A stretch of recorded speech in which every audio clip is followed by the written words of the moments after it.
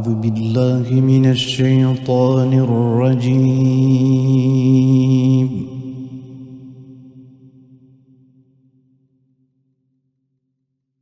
بسم الله الرحمن الرحيم.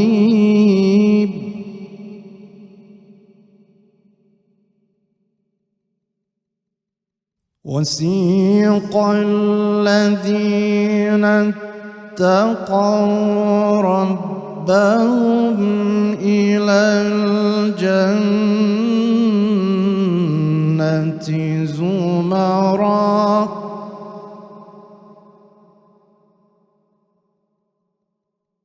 حتى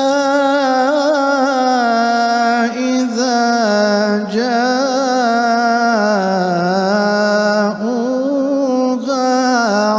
فتحت أبوابها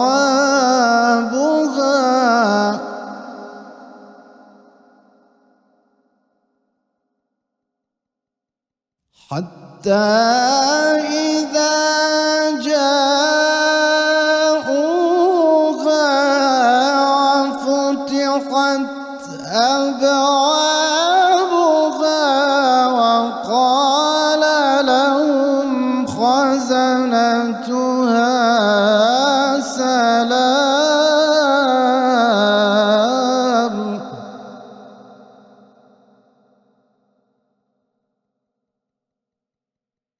وقال لهم خزنتها سلام عليكم طبتم فادخلوها خالدين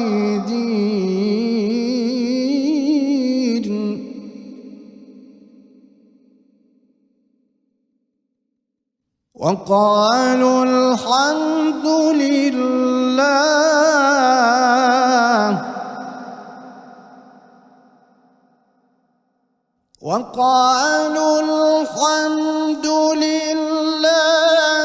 الذي صدقنا وعده وأورثنا الأرض نتبوأ من الجنة حيث نشاء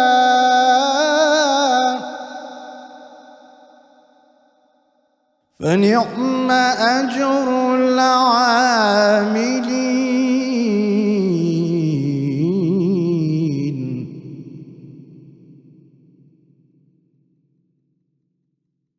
وترى الملائكة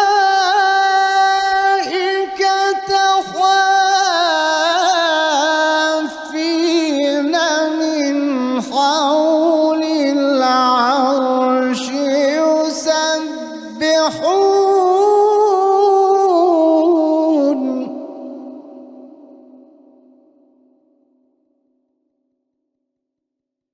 يسبحون بحمد ربهم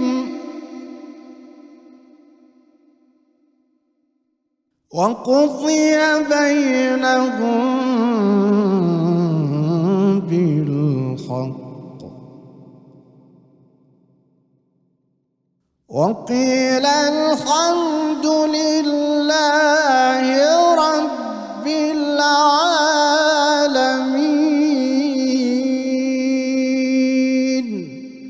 صدق الله العظيم. بەناوی خدای بەخشندەی میهرەبان. بینەرانی ئەزیز و خۆشەویستی پەیامی دڵان، سەلام و ڕەحەمات و میهرەبانی خدای گەورەتان لەسەر بێ. خۆشحاڵ و شادومانین کە لە ئاڵقەیشتری تازەی بەرنامە با خزمەتیەوەی ئەزیز و خۆشەویست شاد بینەوە. لە خزمەتی پۆلێک لە مامۆستایانی سنجینی شار و شارۆچەکانی هەرێمی کوردستان بۆ ئەم جارش لە خزمەتی ئەوەی ئەزیز و خۆشەویستا بین. خۆشەویستان، تەوەری ئەم جارەی بەرنامەمان بریتە لە ڕاستگۆیی. ڕاستگۆیی چییە و لە چێوە سەرچاوەگرێ؟ دەبێت لەگەڵ چێ ڕاستگۆ بین؟ ئەو ئاەت و فەرمایشتانی ڕەسوول الله صلی الله عليه وسلم چین و کامانن کە باس لە ڕاستگۆیی یەکەن؟ ڕاستگۆیی دەمانگەێنێ بەکوێ؟ بەرهەم و بەروومەکانی ڕاستگۆیی چین؟ بۆ دەبێ ئێمە ڕاستگۆ بین؟ خۆشەویستان، تاتوێکردنی ئەو پرسیارانە و چەندین پرسیاری تر لە خزمەتی ئەو مامۆستا ئازیز و خۆشەویستانە تاتوێکەین بۆ ئەوەی بتوانین کەسێکی ڕاست دۆمان لێ دەرچێت تا لە دنیا ئاسوودە و لە دوا ڕۆژیش براوەی یەکجارش. بەزەکان سەلامی خوای گەورەتانە سەر بێ، زۆر بەخێر بێنەوە و خوای گەورە پاداشتی بەخێرتان داتەوە. هەر لە دەستکەشی بەرنامە دەڕۆمە خزمەتی ڕێزا جەنابی دکتۆر ئەحمەد شەریعە. پرسیاری ئەوە دەکەم، ڕاستگۆیی چیەوە و دەبێت لە چیەوە ڕاستگۆ بێت؟ الحمد لله والصلاة والسلام على رسول الله وعلى آله وصحبه ومن والاه. ربنا آتنا في الدنيا حسنة وفي الآخرة حسنة وقنا عذاب النار. رازقوي بيتشواني دروي رازقوي أويك زعنا كان فرمون لاني ظاهر وباطن وكي جوابه أشكرا ونهيني دوكي جوابه أجر كسر بأشكرا قصي هيك قصة رازبو لو أنا لنا ولا نيتي الراز نبي بدي الراز نبي هروكو خوي يقول القرآن باس كافر إذا جاءك المنافقون قالوا نشهد إنك لرسول الله وأم شهادة الراسة بس خوي يقول فرمي والله يشهد إن المنافقين لكاذبون خوي يقول الشهيدية كمنافق كان دروك منافق كان تيانا محمد بيغمري خويا بدم تيانا بس بدلنا وتو بوي إمام عمر همو جارك الدعوي عامله كان يكد هريان بجيري كار بدستكان هول بجيري فرمو كسانكم بو بياكن ظاهر وباطن ينوك يجوابه ديو درو ديو پنهانيان وكي يجوابه اشكراو نهينيان وكي يجوابه يعني دكري بلين اوي كبزار دغوتري مرزنيه رازم الا دبل دلو سرچاو بگري دلو كردوا دلو قصا ابي رازقوي هبه لبينانا شكا كسك جورتين كلمه بلا كلمه توحيد من قال لا اله الا الله مخلصا من قلبه أبي إلا دليل قلبه أزار صار لا إله إلا الله لا إخوة يقول لي ورناجري بس لا إيمانا شنك إمام قشيري رحمة إخواني فرمي رازقويسي فرمي ألا يكون في أحوالك شوب ولا في اعتقادك ريب ولا في أعمالك عيب أبي همو أحوالك هرسو كوتكي أبي برباوركي أبي كردوكاني كرداركاني هموي راس كان لقلب دريا انجاو كاتبي وتري رازقوي او كيس خلالي كيتيانا بهيز ليز لاكو نل لا ندلو نل لا جوارحو ونل لا اني كشو لا جاريو لا دربرين شو وكباس ما جاريو كابلا براسيتي كابلا براسي كلمه كاش راسته كلمه كاش مهمه بس خالصا من قلبه نيوتو وقلت شلون منافق كان نيجي انا كرت منافق كان ذكر انا كرت ولا يذكرون الله الا قليلا وإذا قاموا إلى الصلاة قاموا كسالى خوني شان كدوه جهادي شان كدوه جاري وابو ليش شان كشراو بحسابيو كشهيد بو بلام هيك بو حساب نيه چون كان رازقوي لقلانه بو كواتر رازقوي لنيتها كم جار دعاء ولا قصا اخوي يقولك وصف بيغمرك صلى الله عليه وسلم فرمي ولا ينطق عن الهوى باسي دينك هناك باسي اوكا كقصيد دروناك كدروزنيه كبيغمران رازقون وبيغمر كان هميان رازقو بن رازقوي صفتهم بيغمر كان بو رازقوي لمعامله پیغمبری خواه فرمی اگر ام دوانا راست کن ان صدقا و بینا بورك لهما في بيعهما اگر دو کسی معامله کن راست کن لگر یکتر عیب و عاره کن براسی به یکتر برن خواه گوره برکت دخاته بیعی هر دو کیانو اوشان كفروشتيتي اوشان ككريوتي كواتا رازقوي ابي معناي دروي نجي لهيج لانا هيج كسك جمالي لينكا وجاري ولا عبد لا انسان للدنيا جمالي لنا كري برام لقيامتها دركوي ابي انسان مسلمان زوزر خوي بارز لو هيك لو درويك لنا وجك دروينا وخطرتنا لو يدرو بوي اخوي يقول القران وكباس ما كان فليكونوا مع الصادقين قال رازقوها من الرزقات تنبوه هم سكاوتا برسان دفرمون كردار گفتار كاتك كده مأجور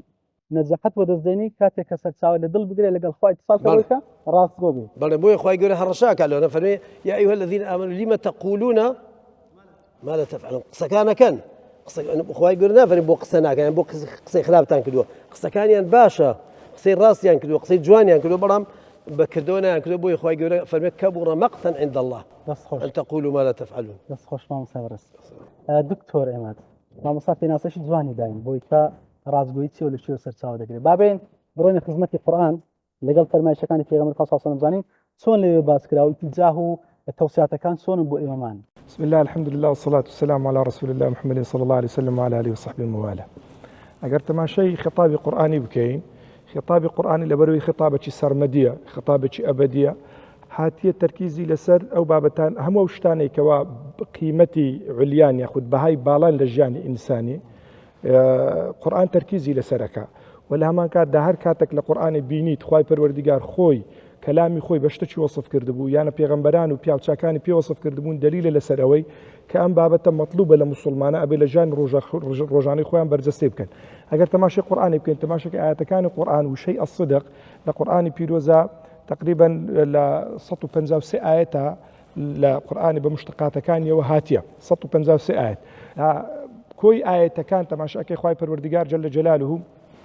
تەوزیعیانەکە لەسەر چەند تەوەرێکی لە یەکێکیان تەماشاکەی خوای پەروەردیگار جەل جەلالوه کەلامی خۆی پێوەسفەکە ئەفەرمی ومن أصدق من الله قيلا ولا همان كاد تماشاكي پیغمبران عليهم الصلاة والسلام برازقوي وصف أكرين واذكر في الكتاب إبراهيم إنه كان صديقا نبيا واذكر في الكتاب إدريس إنه كان صديقا نبيا واذكر في الكتاب إسماعيل إنه كان صادق الوعد همان كاد حضرة رسول الله شبي وصف أكرين وما ينطق عن الهوى إن هو إلا وحي يوحى دواء وخواي پروردگار جل جلاله إيمان داراني شبي وصفك من المؤمنين رجال صدقوا ما عاهدوا الله عليه ولا همان كاد دا خواي پروردگار لنتيجة كي لكوي آية كان صدق كبويت قيمتك عليا دواما لأكابوي كوالا دنيا دا رازقو بينو هروالا جان معنا لقل أو كسانا بين كرازقو بين أيها الذين آمنوا اتقوا الله وكونوا مع الصادقين خو اگر بيت بين تماشى پیغمبر كان عليه الصلاة والسلام كقرآن چو برزستو كرداري لبو دق كان القرآن بيروز صلى الله تعالى عليه وسلم لكم ملك دق حديثا وشيء صدقاء لدواء بحثكم كر تقريبا لسي صوت بيست حديثة وشيء صدق مان ودستكوي ولا وشيء صدق اجتماعش أكيد نزيكي بنزازار حديث مان هي كوشيء الصدق تدادو باربوتو بلام أويك لهم حديث أجرين ترو مهم تماشى كي بيغمبر إخوة صلى الله تعالى وسلم إيمان فرمي إن الصدق يهدي إلى البر بمعنى وي رازقوي كاتك إنسان رازقو أبي داما لك أبوي كوار رازقو بي لو لبرو الرازقوية برو تشاكا كاري أتشين تشاكا كاري شو إن البر يهدي إلى الجنة تمام جينت بهاش تخواي پروردگار جل جلاله لوش زياتر پیغمبر فرمي صلى الله عليه وسلم وإن الرجل أفرمي بياو لا يصدق ويتحرى الصدق حتى يكتب عند الله صديقا أفرمي إنسان كاتي كرازقو أبي والتحري الصدق أكا وأبيتا قيمتك عليا بلو بهايشي لقيامتها ودستكي لله خواي پروردگار ودستكي دبيت الصديق اگر صديق يجبو او بدلني ولا رجع قيامتي خواي پروردگار جل جلاله اولئك مع الذين مع الشهداء والصديقين وحسن اولئك رفيقا كواتا الصديقين مرتبه شي تايبه لله خواي پروردگار جل جلاله لكوي بابتك لقران ولا سنه شتيك ما في الله بوي كوا ابي محاوله بكين لجيانا دور بين لنا رازقوي وهروا دبي محاوله بكين لجيان الروجان مان دات سله گفتار سله رفتار سله بیرکردنەوە سله تطبیقی عملی ژیان ڕۆژانەی خۆمان و پەروەردەی ژیان ڕۆژانەی کۆمەلگای مسلمانانە ئەبێ ڕازگۆیی سیمەتێک بێ لەو سیمەتانە کە ئەبێ بە جوانی وە دیار بکەوێ ئینسانی مسلمان دەبێت لە درۆوە دوور بی حتى حدیثێکی قسەی دەڵێن سەنەدێکی ضعیفە لە پێغەمبەری پرسن صلى الله تعالى عليه وسلم يا رسول الله دەکرێ مسلمان مثلا ڕەزیل بی دەکرێ مسلمان ترسنۆک بی دەفەرمی بەڵێ ئەی دەکرێ مسلمان درۆزن بی فەرمووی نەخێر ئینسانی ئیماندار نابی ئینسانێکی درۆزن بی بەڵێ ناڕازگۆیی درجة لبو همو بحسب قرآن أو تركيزك قرآن وحديث بيغمبري هنايتيان إنساني مسلمان أبي محاولة بك هيك لو صفة محموداني كتحلي بيوبك لجاني الرجان الرقم بداته لجاني معلوم كردار ربطار الرقم بداته أبي إنساني شرازقو بي توجيهات كان القرآن وحديث بمان ضلي واجبة دبي رازقو واجبة دبي رازقو بي لبري درو لجاني إنساني مسلمان لقى المبدئي إسلامي هيك ناقنزي تماشى أكي لسورة مثلا المرسلات ويل يومئذ للمكذبين وأنيك كذبي اعتقاديان هي فبأي آلاء ربكما تكذبان أو أنيك كذبي اعتقاديان هي والنابي الإنسان لرؤي اعتقاده وكذاب هروك أبي رنجش بداته رازقو يكي لجاني أقربت ولا فكرة رازقو بو أبي لجاني شرنج بداته لو يزور زاري وكابر الاعتقاد الرازقويا والله لبرو لك دوا رازقوني في غنبري خواه صلى الله عليه وسلم نا رازقوي بصفتك لصفات كان منافقة وصف أكا كأفر يكل نشان كان منافقة أو يكاتك قصة أكن درو أكن أبي إنسان مسلمان لصفات منافقين وكافرين تبرابك محاولة بك لتسيبي لصادقين بك صفتي كلامي خواه وهروها كلامي في غنبرانو وهروها كلامي صديقين وشهداء وأولياء وصالحين دس خوش برس الدكتور السيد أحمد إما دمي مثلا بساري ولا برستان كم هۆکارەکانی نەمانی ڕازگۆیی ئەمڕۆ لە کۆمەلگای کورداری خۆمانە متمانە زۆر کەم بووە بەهۆی ئەوەی کە ڕازگۆیی کەم بووە چۆن پێمان دەڵێ ئەو هۆکاران چین کە بوونەتەوە ئەوەی کە ڕازگۆیی نەمینێن. بسم الله الرحمن الرحيم الحمد لله وصلى الله وسلم وبارك على سيدنا وإمامنا محمد رسول الله وعلى آله وصحبه ومن اهتدى بهداه. السلام عليكم ورحمة الله وبركاته. دوای دەمخۆشی و دەستخۆشی لە ئێوە و لە مامۆستا ئازیز و بەڕێزانە لەسەر سازانی ئەم کۆڕ و سێمینارە ئەڵێم وبیللهی تەوفیق. گومانی تێدا نییە کە ئینسان لەدایکە بێ بە صادقی لەدایکە بێ و دین و شریعەت و پەروەردە و گشتی داکۆکیە کا لەسەرەوە کە ئینسان کەسێکی صادق الوعد بێ لە هەنگاوی لە هەڵوێسی لە گفتاری لە ئاکاری لە کردداری لە سەرتاپا ژیانیدا. جا ئەوەی کە خلافی ئەوەی و درۆزنە کۆمەڵی هۆکار هەیە بەشە لەو هۆکارانە کە ئینسان لەسەر ئەم ئەسڵە ناڕۆ کە سدقە درۆ ئەکا یا درۆ ئەڵێ یا درۆ بڵاوەکاتەوە یا گوێ بۆ درۆ درۆزن ئەگرێ هۆکارەکانی ئەمانن. بڕێ لە هۆکارەکانی ئەوەیە کە ئەمە نەخۆشێکی دەرونیە و نەخۆشێکی ئینسانیە، نەخۆشێکی کۆمەڵایەتیە و نەخۆشێکی ثەقافی فکریە و نەخۆشێکی سیاسیە. واتە ئەم چین و توێژانە پەنا ئەبن بۆ ئەم دەردەکوشندە و ئەم خۆ ناپەسەند و ناڕەسەنە کە درۆکردنە. نەخۆشەشی دینیش لێ مامۆستا نەحاڵی لە دین. نەخۆشی دینی ئەوەیە کەوا پێچەوانەی دینە، یعنی ئەو دەردە ئیزا حەدەثە کەذەبە نیشانی منافقە، نیشانی ئیمانی ڕازگۆ نییە، نیشانی ئەو پێغەمبەرانە نییە کە ئینەهو کانە صادق الوعد وکانە نەبیەن ڕەسوولا. لەبەر ئەوە ئەبێ هۆکارەکانی بدۆزینەوە کەوا بێ وەختی وا پەنا ئەبا بۆ درۆ لە خێزانەکەی درۆی بینی و دایکی درۆی لەگەڵ کردووە. مەسەلە ئەمە پێوتێ نەخۆشێکی تەربەوی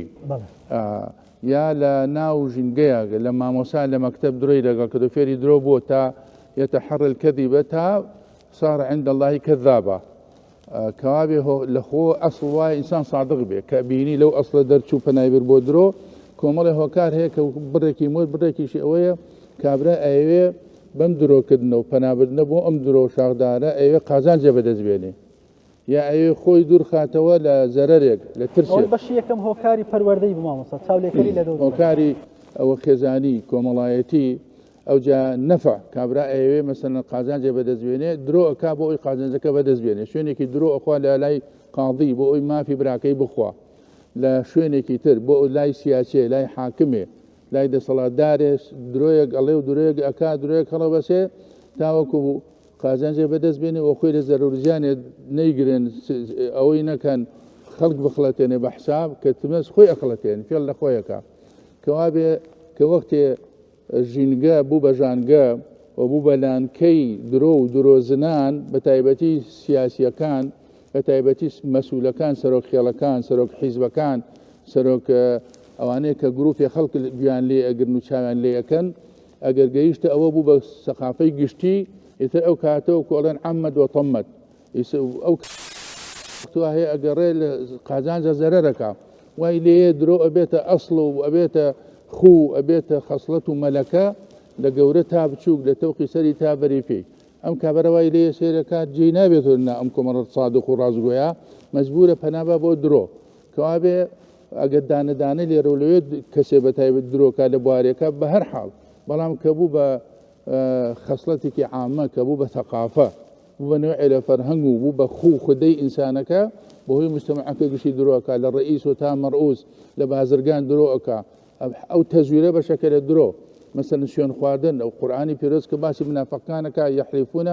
على الكذب يعني وايلي أمددون خوشيانا كومالك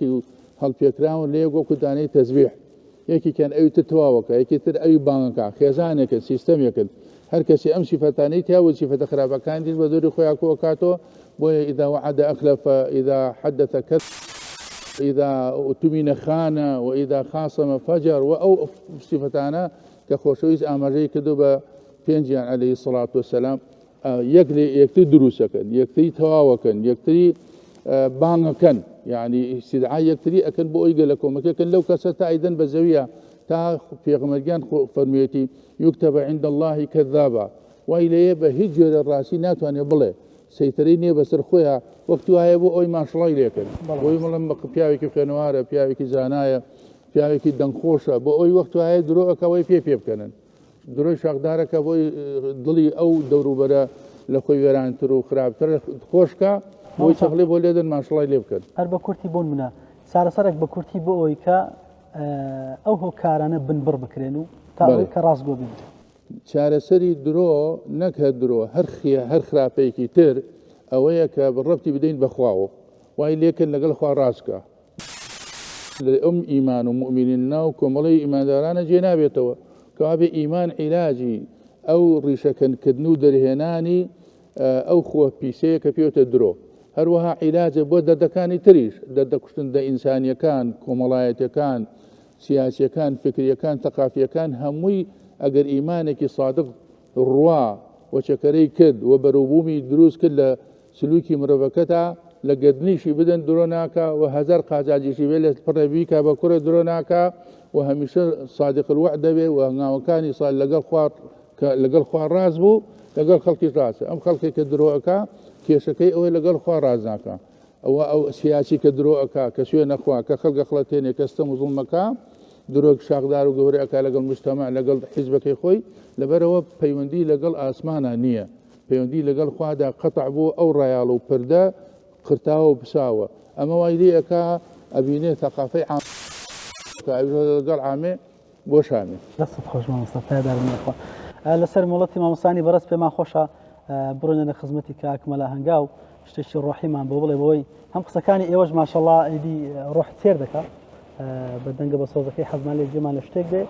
داوای لەگەڵتانە بەردامش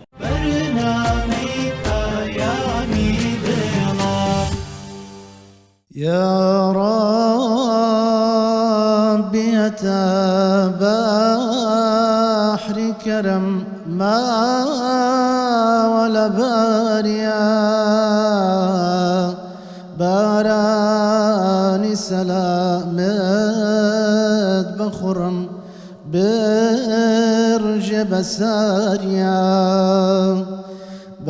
باراني سلامت بخرم برج بساريا سينما كبري غافلة قردو تملولا قربان شها ظلمة دل لا بربوكي هرتن دقناح ضار وخزل رورش وزارم خمتتم هارتي هبم صاد كرتوخي خمتتم هارتي هبم صاد كرتوخي يا ربي أتى بحر كرم ما ولا باريا باراني سلامت بخرم برج بساريا أي شاهدي هان سر نهان عالم دنيا بوتو بخدا بوني بحق كرد وبباريا أي شمس عيان فجر بيان نور حقيقات توي حكمة دار سي أدبي عالمنا أسماء يا ربي أتى بحر كرم ما ولا باريا باراني سلامت بخرم برج بساريا. اللهم صل على سيدنا محمد وعلى آل سيدنا محمد. زنای مام سارزگار. بڕۆنە خزمەتی پێغەمبەر خوا صلی الله علیه و سلم کە دەفەرمێ النجاة في الصدق پێمان بڵێ ئەو نەجات و سەرکەوتن و بردنەوەیە لە کوێوێ و چۆن و لە کوێ سەرساوی بسم الله الرحمن الرحيم. طبعا رازقوي كاتك كباس أكل دقي قرآن ودقي فرمودكاني بيغمبر عليه الصلاة والسلام نقله واسنوش عجيب بإنسان أكا بمروف أكا بإنساني إيمان دار أكا حتى حدك مروف روجانا حفظ زار لنويجكاني دعاء أكا لو أوي خواهي سبحانه وتعالى بيكات بمنعم عليهم بويك بيكينت الصراطي أوانيك خواهي نعمتي لقر كردن وأواني كخواي جورا سبحانه وتعالى أيوي باداشتام داتو بإطاعة أو بجويرالي كردن أفرمي أوانا أيام بم لبو مرتبي الصديقين ومن يطع الله والرسول فأولئك مع الذين أنعم الله عليهم من النبيين والصديقين والشهداء والصالحين كواتا يعني حالتي الطبيعي خلق كيبيه برز بيتو كإطاعي خواك خواي جورا أفرمي سبحانه وتعالى أتو لقر أو كساني كرازقوي سرازقويتش لزباني عربي صديقة هي صادقة هي أو صديقة بواتاي أو الرازقوي تيدا بويت صفتي شي بردوامي ثابت أو زخواي جورا سبحانه وتعالى أو مرتبو أو بلو باي بي أبغشي هو صعب طب سالة بزبيب أو مقام عالية اللي فيش الشهداء ناوي هاتوا إعزازة شي تدار بي مقامي وانده برز بي نزيك يعني نزيكترين شت كاللي بيغمبرايتي مروف نزيكاتوا رازقوية ليش أفرمي من النبيين والصديقين وما أو آياتانش كما مستعمل جان بيك الصديق النبية هردوك شبيك وديني لباسي بيغمبران عليهم الصلاة والسلام كابر الشهيد بالصديقين أكيد يعني بحالة طبعا حالتي دوام كأو مروف برز أكاتوا لناوتسون لنماني بركات لبو بركات أو مروف برز أكاتوا رازقوي أو فرموديك بيغمبر عليه الصلاة والسلام وكو نموزز لكرين وفروش نديتوا أقنا لها موج يعني إنسان بربراوة البيعان بالخيار ما لم يتفرقا فإن صدقا وبينا بورك لهما في بيعهما بورك بركة توقع كردن لشتيك كإنسان توقعناك وهالبي بلان بوشي وازدد كبيغمبر عليه الصلاة والسلام باراستني مروفك للناوتسون بهوي صدق وبهوي رازقوية وربد أكاو أي بستيتوا حالة شديكا كرازقوي مروف أجيني تبلي أويك للنفاق دورة لقرآن خواهي جورا سبحانه وتعالى دوش البراورد أكال لقريك أفرمي ليجزي الله الصادقين بصدقهم ويعذب المنافقين كواتا أو صادقاني كخواهي جورا أزريان أداتوا لنفاق دور بوينة لو يخواهي جورا سبحانه وتعالى لقريك تر برانبريان أكا حالة شي زور عزيب ترك قرآن أما جي بي أكا للروج قيامات هم لفظا وكو أما جي بي كدن هم معنى أفرمي هذا قال الله لسورة المائدة كوتايكي قال الله خواهي جورا أفرمي سبحانه وتعالى هذا يوم لزباني عربي يومو أتوب ضمل سريرا وستاي يعني أي كساوري بكيسا لدواي أوي وشتمايا بس قول باي هذا يوم أكلي كوتاي بيبي كأفرمي هذا يوم ينفع الصادقين صدقهم طبعا اسم إضافة ناكري لولاي فعل يعني هذا يوم نفع صدق الصادقين يعني أجر شتيك هبي للروجي قيامتي نفع سودي كسكان بدا أويك فعلا أبي كسكا رازقوبيت أو رازقوية أو مروفة بوشي وازبرز أكاتو حتى أقات حدك بيغمبر عليه الصلاة والسلام زماني بهجدبو أو كسأكا كأفرمي اضمنوا لي 6 من أنفسكم أضمن لكم الجنة يقلوانا أفرمي أجر قصتان كرت رازقوبن ومرتبي رازقوي مروف رزقار أكا لدلراوشي لوي كتعبي نفسي وماندوبوني دروني هبي اطمئنان برزي أكاتو لبو أو اطمئنان لبو أو راحة نفسية كبيغمبر فرمي عليه الصلاة والسلام إن الصدق طمأنينة أفرمي أو آرامية بناو ناخو بناو دلو دروني أو مروفة أبخشي لبو الدنيا طبعا لبو دنيا وزمان بهشتكش وأفر مديك بيغمبر عليه الصلاة والسلام يعني الرازقوي لها مجيان كو جياني الراز أكا بلبا بلا أيبا برزي أكاتو لدنيا لبو مرتبي بيغمبران وصالحان ورازقويان لقيامتش برو بهشت أيبا كيهدي إلى البر وإن البر يهدي إلى الجنة يعني أو صدق رازقوية كم مروف أي كاتبر دوام لجياني خوي واز لمروفة كنايني هتا بيشكش ببهشتي أكاو وإصراحتي تواوي بي أبخشت داري خمان ضلي الراس برو ري الشيري يعني أو راس دوية هم للدنيا سربرزانة دجياني هەمیش هۆکارێکە بۆی کە مەقامێکی بەرز لە باش لە بێت قیامەت بەرز بیتەوە تێیدا. بەڕێز دکتۆر خالید ئامۆژگاری بەڕێستان چیە بۆی ئێمە ڕازگۆیەکی چۆن دەڵێ بەمانای کەلیمە ڕازگۆوە بەردەوامش بوون ئەگەر نمونەشمان لە بینەوە تو بە نمونەی زۆر جوانی ماشەڵڵا مامۆستا هەندوان نەقلی دەکەیت لا دەست سپاس دەکەین. بسم الله الرحمن الرحيم الحمد لله والصلاة والسلام على رسول الله صلى الله عليه وعلى آله وصحبه وسلم. طبعا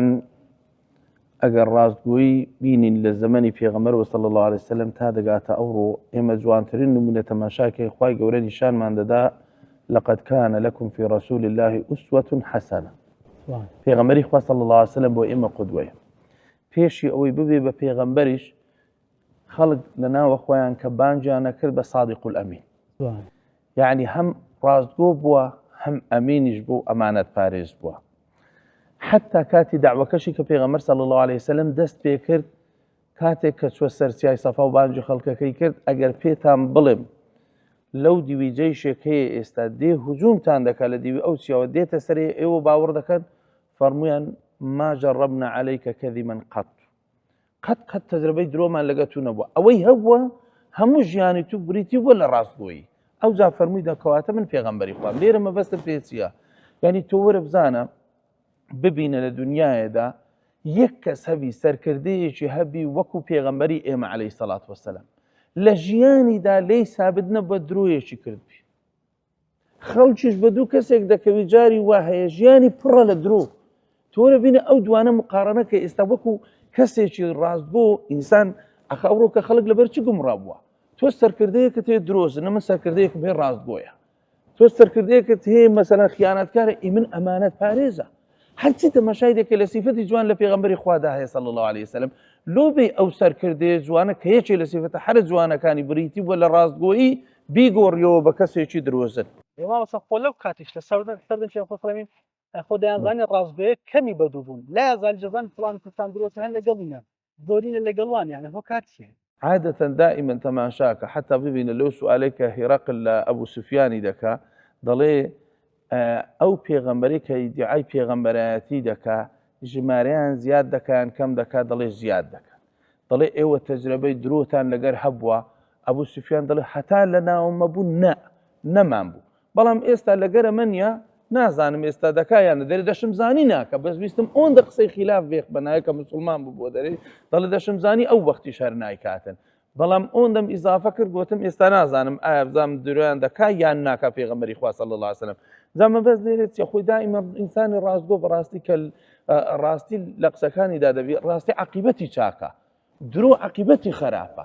خەڵکیش دائیمەن تعودیان کردیە لەسەرەوەی لەو مەوقیعەی تێدایە خۆی تێدا قورتار بکاتن لە بە هەندێک زۆر جاری وایە تووشی ئەو زۆرە گرفتانە دەبی مەشاکل ئێستا بزانە کەعبی کوڕی مالیک تەماشای کرد کە لە غەزوە بەجی دەمینێ پێغەمبەر صلی الله عليه وسلم فەرمانەکە چل ڕۆژان قسەی لەگە نەکەن دوایە 10 ڕۆژی دیشی لۆ ئیزافە دەکا و 50 ڕۆژ خوای گەورەکە لە قورئاندا باز دەکەوە على ثلاثة الذين خلفوا ئەو سێ کەسەی کە تۆبەکەیان دواخرا لە کۆتایییان پێدەفەرمێ ئەو هەموو ئەزیەت و ئازاریان دی یا ئەیها الذين آمنوا اتقوا الله وكونوا مع الصادقين ئێوە لەگەر ئەو ڕاستگۆیانەدا بن کەعب قسەیەک دەکات زۆر بەقووەتە لەو حادیثەی بەخۆی لە صحیحی بوخاری داهاتوە دەفەرمێ لە ژیانمدا باوەڕ ناکەم کەسێک خوا تاقی کرد بیتەوە لە پاش ئەوەی کە من وعدمدا بەخوا درۆینەکەم لە من زیاتر کەسێک هەبی خوا تاقی کرد بیتەوە ئەوجا لە موقیفەکانیشدا ئەمن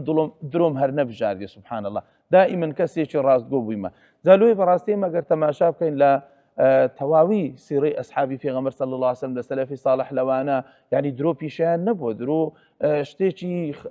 سیفەتە خراپەکە بوو پیشەی ئەوان فقط ڕاستگۆ بێ ئێستا تەماشا شێخ عەبدولقادری گەیلانیکە هەموو ئەو قیسەیەمان گوێ لێ بووە بەڕاستگۆیی یەک منداڵ لە حادیسەیە کە دایکی پێی گوتێت درۆمەکە باشە وای لێ دێتن سەرۆکی دزەکان و دزەکان و قافیلەیەک هەموو پارە شتەکەی لێ دەگەڕدرێتەوە بە واستەی ئەوەی یەک کەس درۆیەکی نەکرد کە تەمەنێکی گچکە بوو منداڵیش بوو لێ ئەمە ئەوڕۆکە بەڕاستی پێویستمان پێ هەیە یعنی منداڵەکانمە لەسەر ڕاستگۆیی لێڕابین لەسەر شتە جوانەکان لێڕابێنین ئەخر وەرە ئێستا بهینە ناو کۆمەڵگاش تەماشا سیفەتی ڕاستگۆییکە ئینسانێک خۆی لێڕابینی لە ژیانیدا درۆی نەکا پێویست بە سوند خواردن ناکە ئێستا ئەو خەڵکانی باوەڕیان پێ ناکەن ناچارە بە سوند بخۆن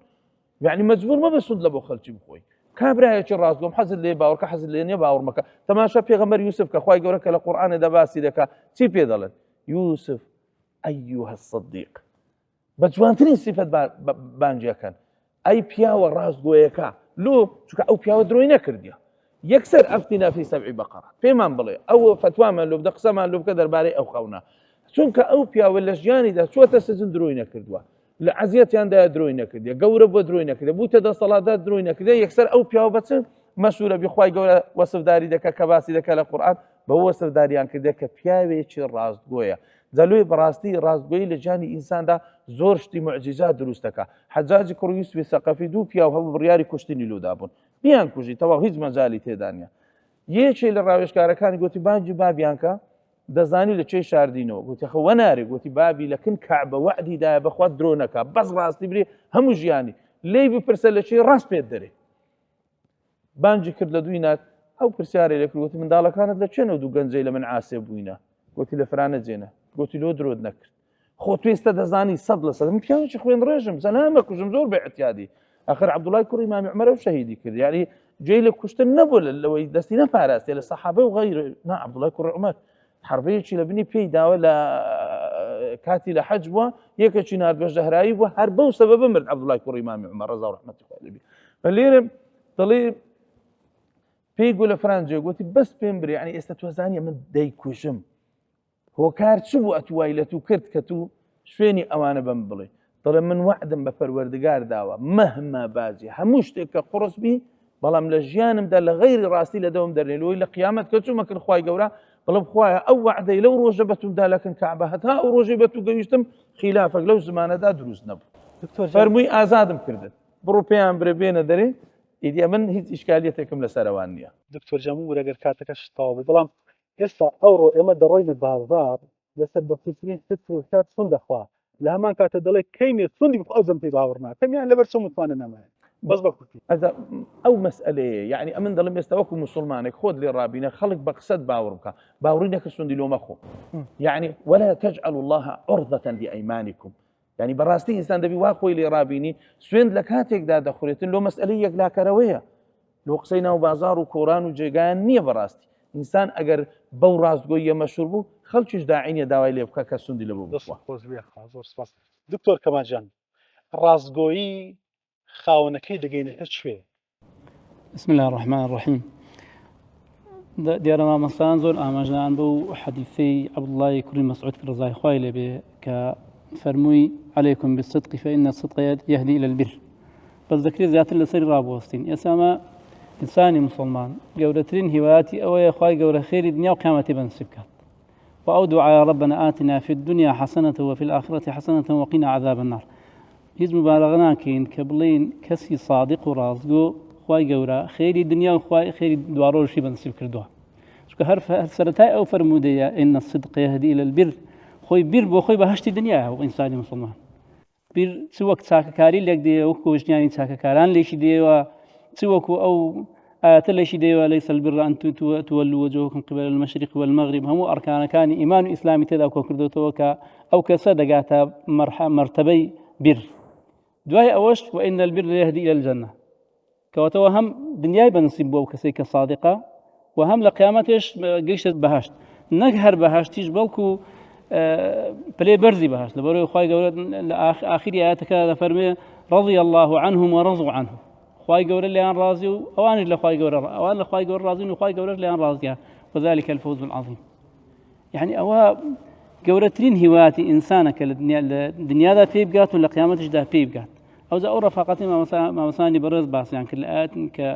أولئك مع الذين أنعم الله عليهم من النبيين والصديقين والشهداء والصالحين وحسن أولئك رفيقا لآيات الشدي كش هذا فرمي صابرين لقوا شيرز ذكا والصابرين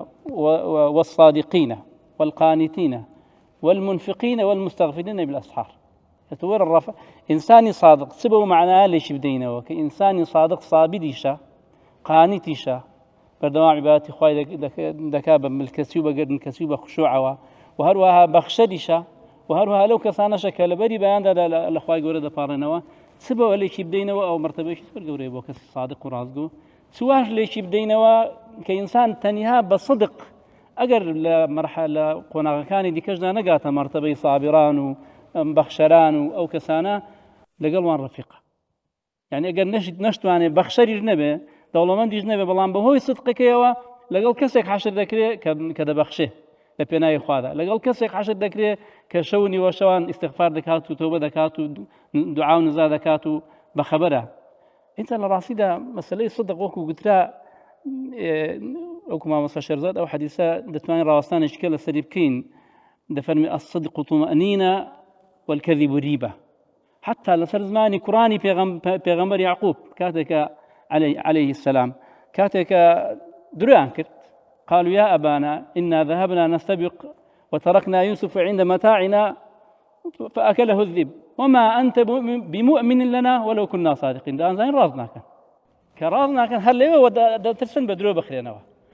بو إنساني صادق يعني خواني عزتي نفسه پیغمبر عليه الصلاة والسلام وكو دكتور خالد ئاماژەی پێکرد پێش ئەو پێغەمبەر صادق الأمين بوو وەختی هجرەت خەڵک دەچوو ئەمانەتەکانی وەردەگرتەوە کە ئەمانەتەکەی لای عەلی دانابوو ڕەزای خوای لێبێ ئەودا لە ڕاستیدا هەر صدقە ینی بەرەکەت دەخاتە ژیانەوە وەکو حەدیثێک باس کرا مەسەلەی خیار و ئەوە کە ئینسان ئەو کاڵایەکی دەیفرۆشێ سیفەتەکانی هەڵدا بەڕازگۆیی هەڵیدات خوای گەورە بەرەکەت کە خاگەر درۆشی تێداکە خوای گەورە بەرەکەتەکەی لا دەبا تەنها حەدیثێکی دیکەی لەو شێوەش هەیە بۆ نمونە پیغمبر صلى الله عليه وسلم دفرمي ليجي الراوتوا سندكي دكتور خالد لواني باش بزانه دفرمي ان التجار يبعثون يوم القيامة فجارا الا من اتقى الله وبر وصدق زانا الصدق لو تسكاري قدي تسكاري قدي هو بوسر كاروباري بازرگانا كان لشوين دي كذا پیغمبر صلى الله عليه وسلم دفرمي اي بازرگانا كان خێر و سەدەقەت بکەن بۆی ئەو چڵک و چەپەر و غەش و خراپەی کە لەناو بازرگانەکانتاندا هەیە لابچی و کۆمەڵێک حەدیثی دیکەش هەیە وەنمە لە حەدیث شەریکایەتی خوای گەورە فەرمێ ئەنا ثالث الشەریکەینی ما لم يخن أحدهما الآخر ئەوەش هەر صدقە ئەوەش هەر ئیخلاسە ئەوەش هەر پاکیە ئەهلی تەسەووفی حەقیقی دەڵێن ئەگەر لە دنیادا سێوی ئەو بەهەشتنەکەی کە لە ڕۆحیانەتی ئینسانی باوەڕدار هەیە چێژی ئەو لاش ناکەین يعني أو بهشتي الدنيا لصدق وأمانة وراستيوة سرساو دقري بيجا دوي تلير أوابو حتما إيش بدو زيني يقومان جوني دشتي لو باري وهي دفرمي يوم الجياني شي أو تودا دجين لخوشي شي وهذا دجين أقرد صلاة داران زاني بان لجالدونا عليها بالسيوف يعني فعلا يعني تاككاري وجياني إيمان داري سعادتك بختوريك خوشيك دكري بلين بيش بهشتي قيامة بهشتي دنيايا بارك الله دەستان خۆش بیاخوا هەر لە کۆتایی بەرنامەکەدا مامۆستا هەر لێ دەست پێ دەکەمەوە دواوتی زەنابتان سەبارەت بەو بابەتێک کە ئێمە باسمان کرد چاو پێخشانێکی خێرا بکەینەوە بەڕەسام کرد مامۆستا چەند چرکەیەک لەسەر ئەوەی کە ڕاستگۆیی بەرهەم بەروبوومەکانی چین هەم لێرە هەم لێرێ والله مادەم بەداخەوەکو ئاماژەم پێدا بۆتە ڕۆشنبیری گشتی درۆ دەلەسە و بۆتە مای قازان وەرگتن و بۆ دزینەوە لە مەسئولیەت و ئەمجا تەواروسە ئەو بەوی ئەدا دایک باوکم بە مناڵ مامۆسا قوتابی لەی سیاسیەکان حیزبەکان ئەوە ئەرکی ئێمەی بانخوازان قورسرەکە و گرانترەکە وەیە پێویستە ئیعلامی ئیسلامی کار بکات لەسەر پەروەردە لەسەر چونکە ئەم مشکلانە ئەغڵەبی مشکلەی دەرونی و پەروەردەییە و باری ئێمە گرانترە ئەبێ ئێمە لەم درگایانە بدەین و ئەبێ سامانی مرۆییمان کە پێی ئەنازین و کە بڕێکمان ماوە هێشتا سوپاس بۆ خوا ئەبێ ئیحتیفاز بکەین خەڵکی تر بازرگانیەکە بە دینار و دۆلار و سەرۆت و سامان ئێمە سامانی لە بناهاتی ڕاستەقینەمان ئەم بەشەرەی ئەم میلەتەیە ئەبێ کارکەین لەسەر پێگەیاندن و تێگەیاندنی لەسەر ئەوە کەوا ڕبتی بدەین بە ئاسمانە و ڕبتی بدەین بە هاواڵەکانە و ڕبتکەین بەخواوە و بیزانین کە کەسی تر ڕاز ناکە لەگەڵ ئەم میلەتە و ئەم گەنج و تازە پێگەیشت و مناڵانە نەبێ ئیلا خۆمان نەبێ ئیلا ئەهلی ئیسلام و ئەهلی ئیمان نەبێ چونکە ئێمە ڕبتی ئەدەین بە قیامەتەوە مەسەلەی ئیمان زەرعەکەین لە دەرونیا و ئینسانش بۆ پەروەردە ئەبێ ئێستا بۆ نمونە تاوێرە بڵێ جگەرە خراپە ئەو عالەمە لەسەر نووسە جگەرە خراپە سەحەبەکەی ئەوی عارەق فرۆش نانووسێ لەسەر بتڵەکە ئەم ئەنووسێ بڕۆ لەمان کاتە خەڵک بە تامەزۆی بە مناڵ بە ژن بە پیا و لەم مەجلیس لەو مەجلیس لەو کۆڕ لەو کۆمەڵ گشتی ڕاعەکە ئەڵێ نیان بینۆ نیان بیسەوە ئەڵێ تامەزۆین و ئەڵێ شیری بەری دایکیانە خۆن ئەوە ئەمە چی عیلاجی ئەم دەردە کۆمەڵایەتی و پەرۆدیانەکە تەنها و تەنها ئیمان ئێدە الئیمان وضاع فلا ئەمان بارك الله بس دكتور جان والله ئوستاز ئەو شتانەی کە ئینسان ئەو ئازارانەی کە لە ڕێگای ڕاستیا دەتێنە پێشە زۆر باشترن لەو قازانجانەی کە لە درۆوە دەستی دینی دڵنیا بە کە پێغەمبەرە فەرمی ئەن نەجات و فالصدق ئەگەر بێت و ڕێگایەکەشی بە ئازاروی بەڵام نەتیجەکەی خۆشگوزەرانی خۆشکامەرانیە وی با محاولە بکەین ڕازگۆ بین منداڵەکانمان لەسەر ڕازگۆی پەروەردە بکەین و هەروەها محاولە بکەین کۆمەڵگەشمان دروشمێکی لە بۆ پەیدا بی کە ڕازگۆیەکان جێگان تێدا دەبێتەوە سەید و سەردان پێغمبەر عەلەیهی سەڵات وەسەلام کە لە مەککەی هیجرەتی کرد لە بۆ مەدینە یەکەم شت کە عالمەکانی بەنی ئیسرائیل بینیان لەوانە عەبدوڵڵای کوڕی سەلام فەرمووی فەلەمما تەبەیەنت وەجهه علمت أن وجهه ليس بوجه كذاب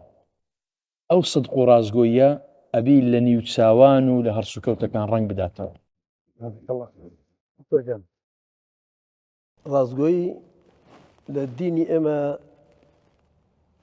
زۆر گرنگە کە لەگەڵ کافری شاوێ ڕازگۆبی لەگەڵ دوژمنی شاوێ ڕازگۆبی حذەیفەی یەمانی کاتێک لەگەڵ باوکی هات و وعدیان لێوتیان تۆچی بەلای محەممەد ئەچم بۆیە بەس لەگەڵ یا دیفاعی لە ناکەم تیان بە مەرجێ ئیزن دەی لەگەڵ یان نەچی دوایی پێغەمبەری خوا ڕۆی بۆ جیهاد تیان دێن پێغەمبەری خوا فەرمی وعدەکەتان مەشکێن لەگەڵ کافرە ئەبێ وعد نشکێن لەگەڵ کەسێکا کە مانگا پەرستێ وعدێ لەگەڵ کەسێکا نشکێنی کە ئەڵێ سێ خوا هەیە وعدێ لە کەسان نشکێنی کە ئەڵێ خوا کوڕی هەیە ژنی هەیە درودنی لەگەڵ ئەوانەش وعد بشکێن نە لەگەڵ موسڵمانە لە بازاڕە بیخەڵەتێن وەکو ئێستای بینی ئەوەی ڕاستی بێ ڕازگۆیی هەر لە زماندا نییە وەکو خەڵک بێتە بەرژووی ڕازگۆیی لە ئیرادە و نێتدا هەیە یەکەم جار دەبێ دڵی خۆمان ساخکەینەوە ئینسانی مسلمان دڵی خۆی ساخکاتەوە لەگەڵ نێتەکانی و لەگەڵ کردەوەکانی دووەم لە کردەوەکانیدا سێم لە حاڵی خۆیدا بە شێوەیەک پیشان دێت کە باڵتین و ظاهری وەکو یەک ئەینا خواب پەناماندا تووشی ئینسان تووشی نیفاق دەبێت. دکتۆر خالیفی کۆتای جەنابان بەڕاستی ڕاستگۆیی ئەخلاق و ڕەوشتێکی زۆر جوانە من زۆر بۆ معجبم کە دەڵێ تاجری مسلمانەکان چوون لە بۆ ئەندەلوسیا و ئەو جێگایانەدا بەس بە ئەخلاقی جوانیان بە ڕاستگۆییان بە ئەمانەت پارێزیان وەهایان کرد خەڵکەکەی وێ هەموو مسلمان بوو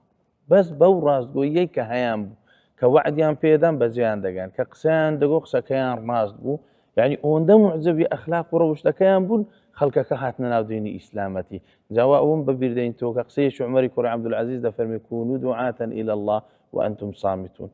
فەرمی داعوە بکەن لە بۆ ڕێی خوا بەڵام بە بێدەنجی فەرمیان کو داعوە بە بێدەنجی دەکرێت